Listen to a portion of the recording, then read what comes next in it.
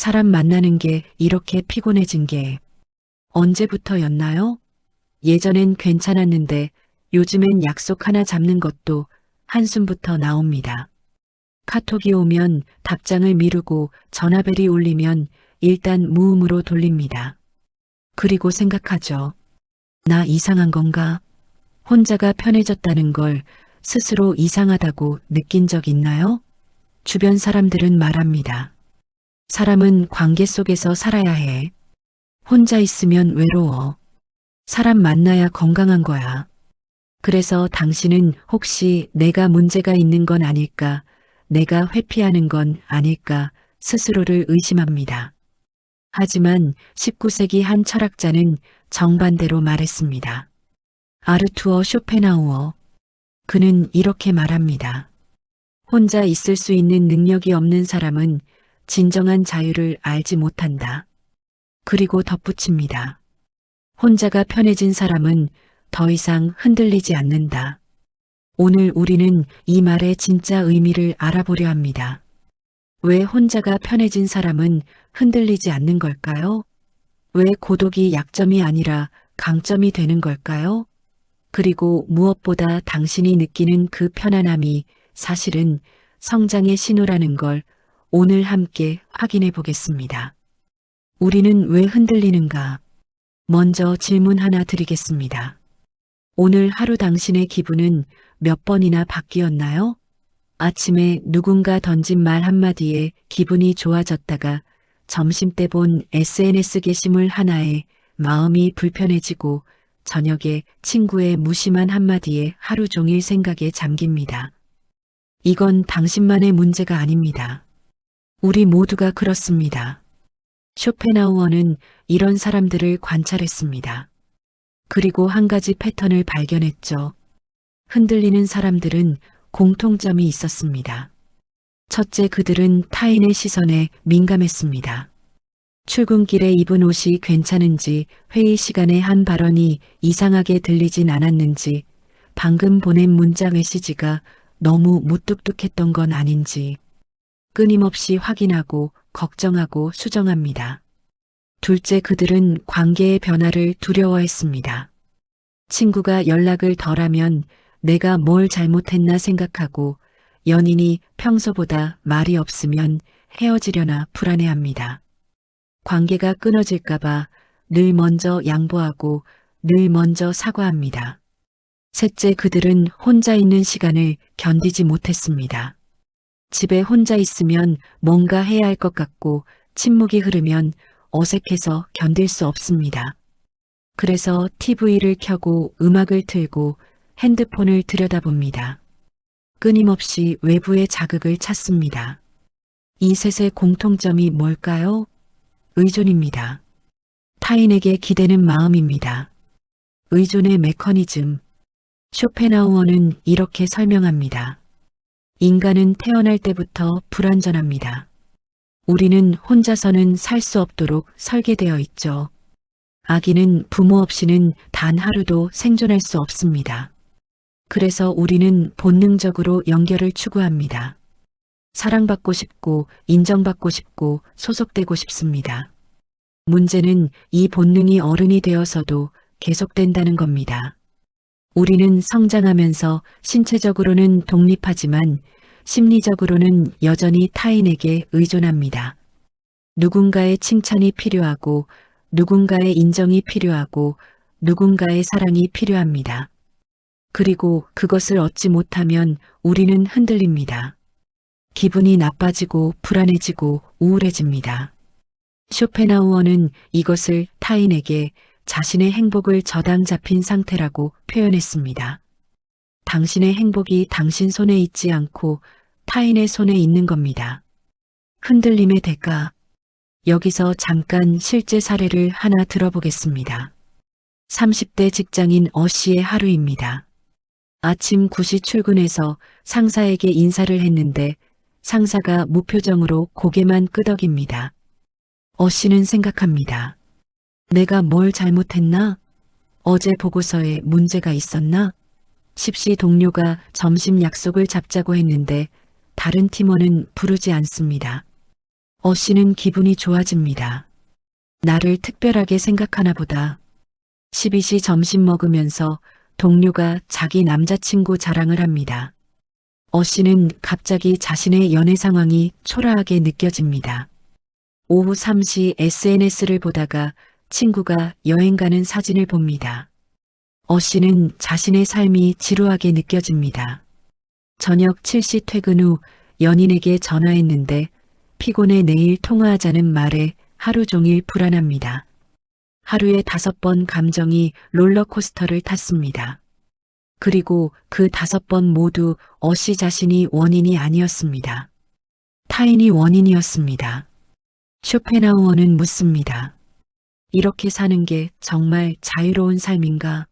당신의 하루가 타인의 말 한마디 표정 하나 행동 하나에 의해 결정된다면 그건 당신의 삶이 아닙니다. 그건 타인의 삶에 끌려다니는 겁니다. 관계라는 이름의 감옥. 더 깊이 들어가 보겠습니다. 우리는 관계를 통해 행복을 얻으려 합니다. 하지만 쇼펜하우어는 정반대로 말합니다. 관계는 행복의 원천이 아니라 불행의 원천이 될 수 있다. 왜냐하면 관계에는 기대가 따라오기 때문입니다. 우리는 친구에게 기대합니다. 이 정도는 이해해 줄 거야. 우리는 연인에게 기대합니다. 내 마음을 알아줄 거야. 우리는 가족에게 기대합니다. 내 편이 되어줄 거야.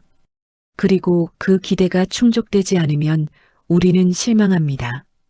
실망이 쌓이면 원망이 되고 원망이 쌓이면 관계가 깨집니다. 쇼펜하우어는 이렇게 말합니다. 인간은 고슴도치와 같다. 추울 때는 서로 가까워지려 하지만 가까워지면 서로의 가시에 찔린다. 그래서 결국 적당한 거리를 유지하는 법을 배워야 한다. 이것이 그 유명한 고슴도치 딜레마입니다. 우리는 가까워지고 싶지만 가까워지면 다칩니다. 사랑하고 싶지만 사랑하면 아픕니다. 그래서 우리는 평생 이 딜레마 속에서 흔들립니다. 가까워졌다가 멀어지고 멀어졌다가 다시 가까워지고 끝없이 반복합니다. 그렇다면 해답은 무엇일까요? 쇼펜하우어는 답합니다. 혼자 있는 법을 배워라. 쇼펜하우어의 삶. 잠깐 쇼펜하우어라는 사람에 대해 좀 더 알아볼까요? 1788년 독일 단치히에서 태어난 아르투어 쇼펜하우어. 그는 유복한 집안 출신이었지만 행복한 어린 시절을 보내지 못했습니다. 아버지는 엄격했고 어머니는 냉정했습니다. 특히 어머니와의 관계는 평생 그를 괴롭혔죠. 어머니는 문학살롱을 열며 사교계의 스타였지만 아들에게는 관심이 없었습니다. 쇼펜하우어는 어렸을 때부터 깨달았습니다. 타인은 나를 채워줄 수 없다. 그는 평생 독신으로 살았습니다. 친구도 거의 없었죠. 대신 그의 곁에는 늘 푸들 한 마리가 있었습니다. 그는 개에게 아트만이라는 이름을 붙였는데 이는 인도 철학에서 자아를 뜻하는 단어입니다. 어쩌면 그는 진정한 동반자는 타인이 아니라 자기 자신임을 알았던 것 같습니다. 쇼펜하우어는 고독 속에서 철학을 썼습니다. 그리고 그가 남긴 책 의지와 표상으로서의 세계는 나중에 니체, 프로이트, 아인슈타인에게까지 영향을 미쳤습니다. 고독은 그를 약하게 만들지 않았습니다. 고독은 그를 명료하게 만들었습니다. 고독과 외로움의 차이. 여기서 중요한 구분을 해야 합니다. 고독과 외로움은 다릅니다. 외로움은 결핍입니다. 누군가가 필요한데 없는 상태입니다. 혼자 있고 싶지 않은데 혼자인 상태입니다. 외로움은 고통입니다. 고독은 선택입니다.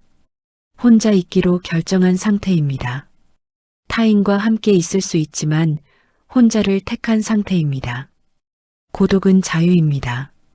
쇼펜하우어가 말하는 건 외로움이 아닙니다. 그가 말하는 건 선택된 고독입니다. 혼자 있을 수 있는 능력을 말하는 겁니다.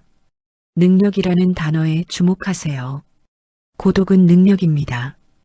누구나 가질 수 있는 게 아닙니다. 왜 대부분의 사람은 고독을 견디지 못하는가? 쇼펜하우어는 날카롭게 관찰합니다. 대부분의 사람들은 혼자 있으면 견딜 수 없어 합니다. 카페에 가면 사람들을 봅니다. 혼자 앉아 있는 사람을 찾기 힘듭니다. 거의 모두 누군가와 함께 있거나 적어도 핸드폰을 들여다보고 있습니다. 전철에서도 마찬가지입니다. 모두 이어폰을 끼고 화면을 들여다봅니다. 왜일까요? 자기 자신과 마주하는 게 두렵기 때문입니다. 혼자 있으면 생각이 시작됩니다. 나는 뭐 하고 있는 걸까? 내 인생은 이대로 괜찮은 걸까? 나는 정말 행복한가? 이런 질문들이 떠오릅니다. 그리고 그 질문들이 불편합니다. 그래서 사람들은 그 질문을 피하기 위해 끊임없이 외부의 자극을 찾습니다.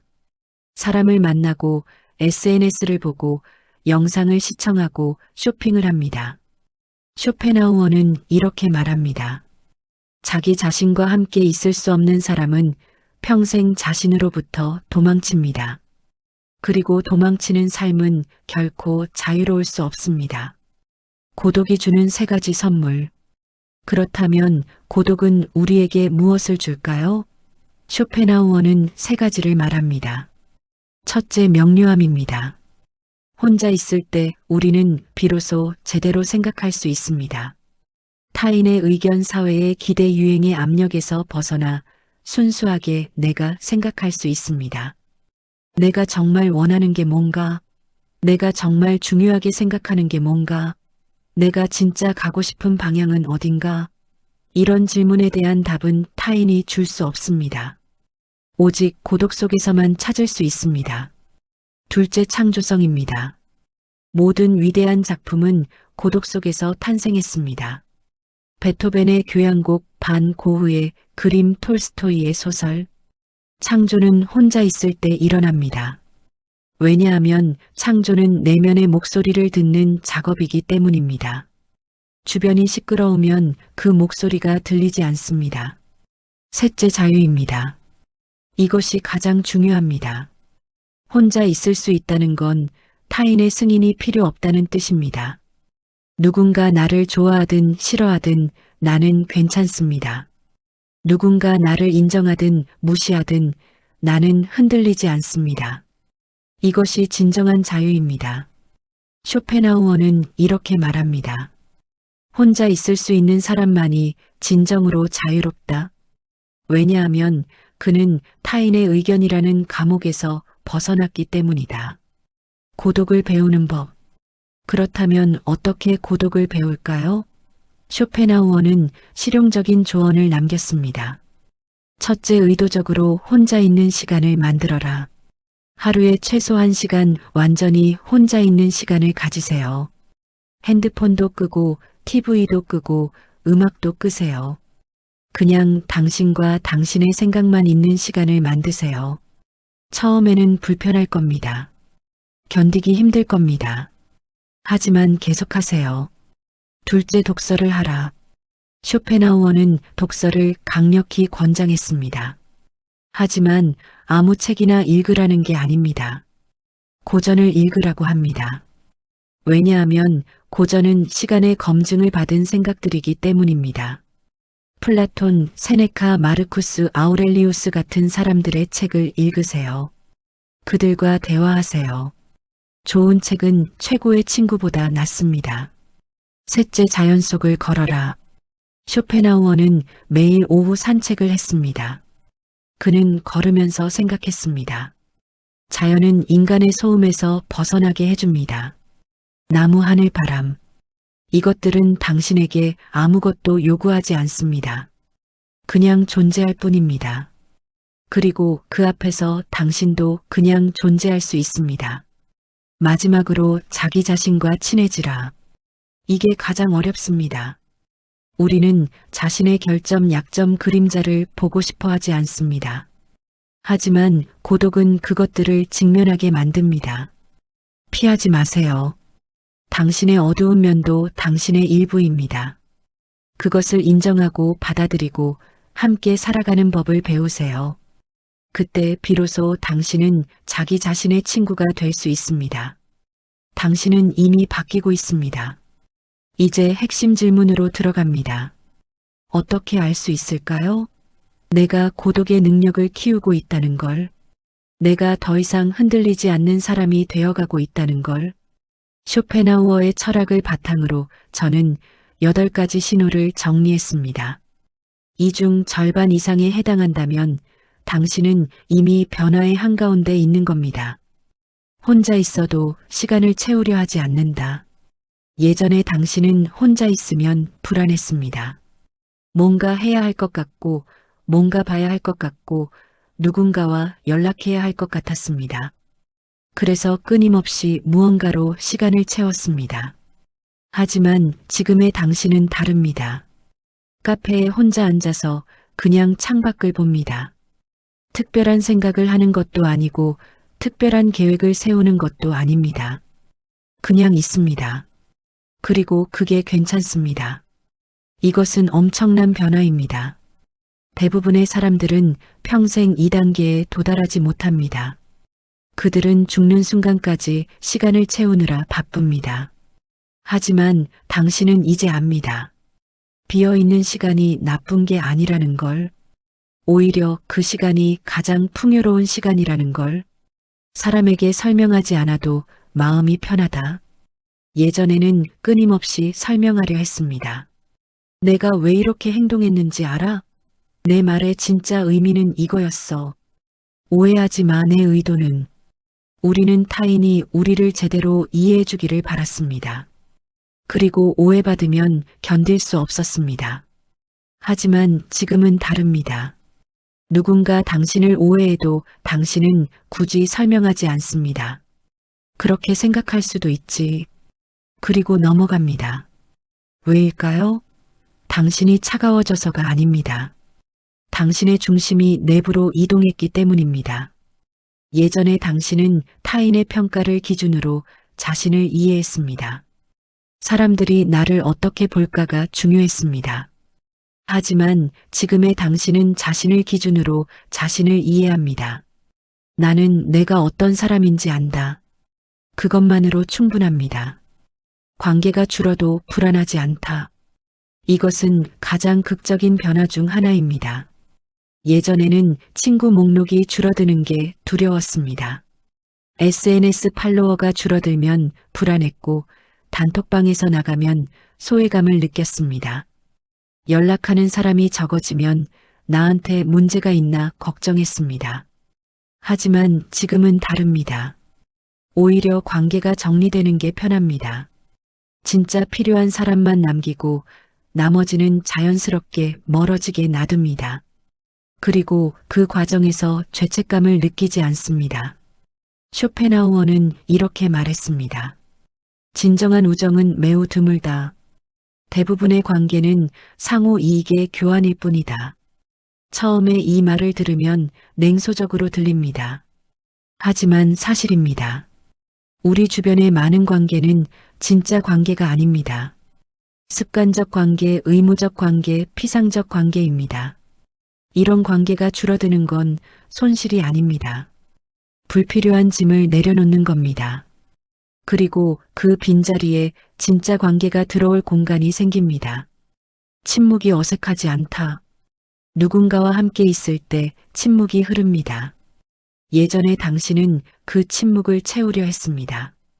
그러니까 말이야 하며 아무 말이나 꺼냈습니다. 침묵이 불편했기 때문입니다. 하지만 지금은 다릅니다.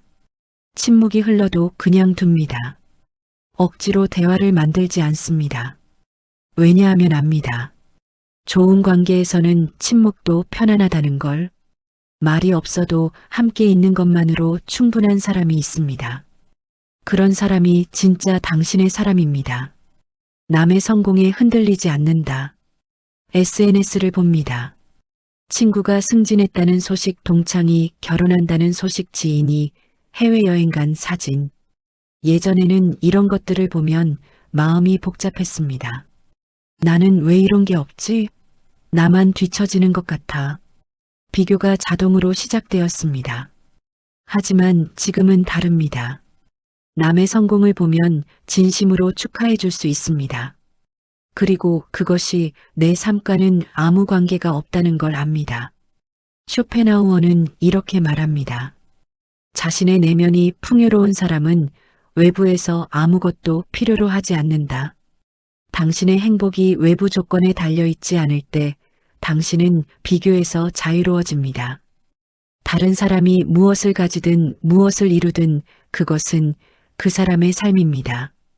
당신에게는 당신의 삶이 있습니다.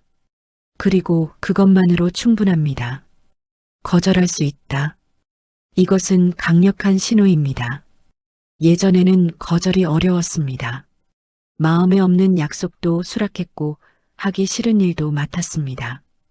왜냐하면 거절하면 관계가 나빠질까봐 두려웠기 때문입니다. 하지만 지금은 다릅니다.